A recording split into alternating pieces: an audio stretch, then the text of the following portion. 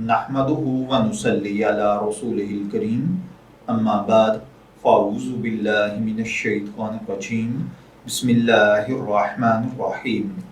अस्सलामु अलैकुम dear viewers, आपके फेवरेट इंफॉर्मेटिव चैनल शऊर इन्फो से मैं हूं प्रोफेसर शब्बीर अहमद।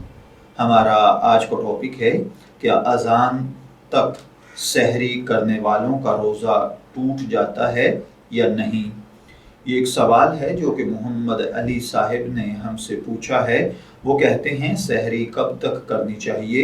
हमारे इलाके में कुछ लोगों का ख्याल है अगर आप अज़ान के वक्त भी उठें तो आप जितना रोज़ा खाते हैं उतना खा सकते हैं, बस इसको रूटीन नहीं बनाना चाहिए। या बाज़ लोग कहते हैं कि जब अज़ान शुरू हो जाए तो जब तक अज़ान ख़त्म नहीं होती आप खाना खा सकते हैं, इससे रोज़ा हो जाता है।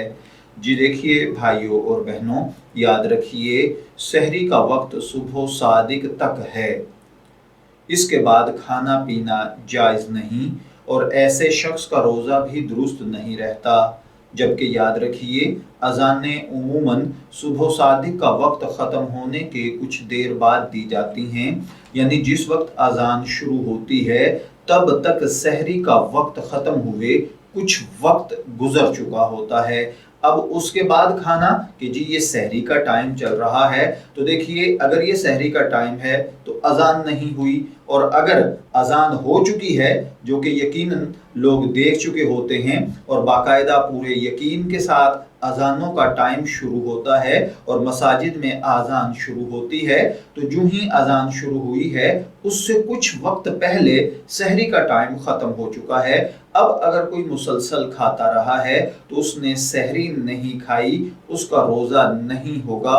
वो सारा दिन अगर यूं ही रहा है तो वो भूखा प्यासा ज़रूर रहा है लेकिन रोज़े से नहीं रहा। मैं दुआगो हूँ कि अल्लाह ताला हमें इन बातों को समझकर इनके मुताबिक अमल करने की तौफीक अता फरमाए। शब्बीर अहमद को इजाज़त दीजिए, फिर हाजिर होंगे किसी नए टॉपिक के साथ। तब तक के लिए अल्लाह हाफिज़।